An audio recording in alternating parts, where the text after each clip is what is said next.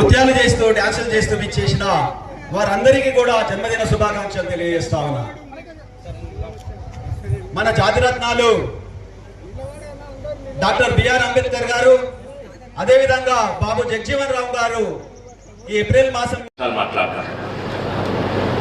అయితే పోయినసారి అన్న ఏంటంటే నాకు చిన్న ఉన్నప్పుడు తెలియదు, బాబు ఎటు పోయినవురా అని ఆయన అడిగితే గటు పోయిన చూడు ఆయన ఉంటాడు, గటు దిక్కు ఇట్లా చూపెడుతుంటాడు, ఆయన స్టాచ్యూ దగ్గర పోయినా అంటే మా నాయన అన్నాడు గటు దిక్కు చూపెట్టిన కాదురా, అది దేశానికే దిక్కు చూపెట్టిన మహాన్ భావుడు అన్నారు.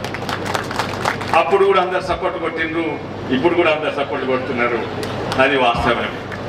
కానీ దాని తర్వాత ఏమైంది, ఎందుకంటే నాకు తెలియదు ఆయన ఎవరో తెలియదు, గడు దిక్కు చూపెట్టాయని తెలుసు.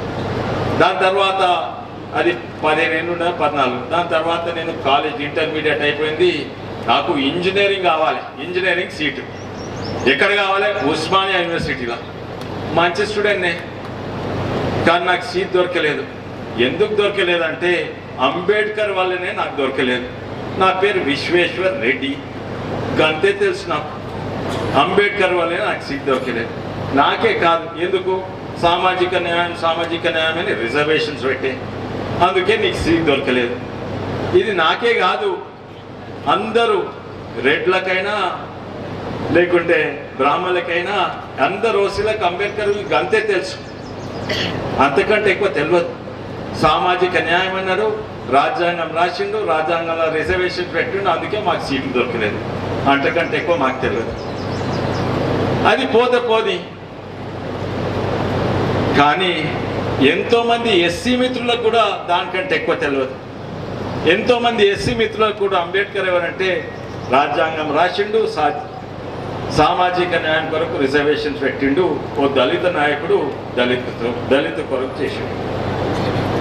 అది గొప్పతనం కాదు, అదే గొప్పతనం కాదు, అవసరం, అది అవసరం కానీ అది గొప్పతనం కాదు.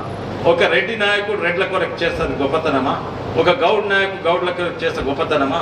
ఓ యాదవ నాయకుడు యాదవులకు చేస్తే, బీసీ నాయకుడు చేస్తే గొప్పతనమా?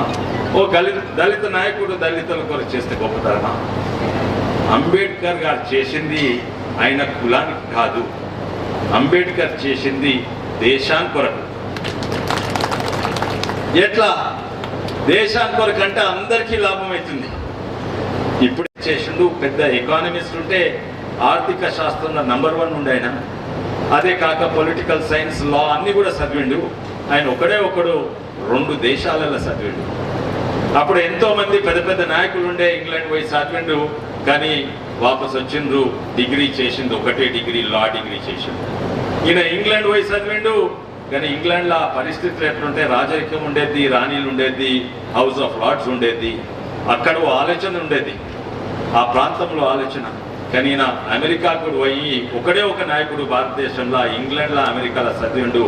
అమెరికాలో ఎవరు ఉంటారు, తెల్లోళ్ళు నల్లోళ్ళు, మార్టిన్ లూథర్ కింగ్ ఉన్న దేశం అది, అక్కడ కూడా ఉంది. అక్కడ ఆలోచన వేరే, 2 ఆలోచనలు ఉండే భారతదేశంలో కొట్టిండు. ఆయనకున్నంత ఎక్స్పోజర్ ఎవ్వరికి కూడా లేకుండే. అందుకే ఆయన వచ్చినాక స్వాతంత్రం కొరకు ముందు అందరు నాయకులు కూడా, ఎంతోమంది నాయకులు ఉండేది, వాళ్ళకంటే ఎక్కువ అవగాహన ఉన్నాయి. నింద ఏషియా ఖండంలోనే 2 PhDలు చేసిన వాళ్ళు ఎవ్వరు లేకుండే, ఈయన ఒక్కడే ఉండే. కానీ తనకు ఓన్లీ సామాజిక న్యాయం గురించి కాదు, పొలిటికల్ సైన్స్ గురించి, అన్ని విషయాలల్లో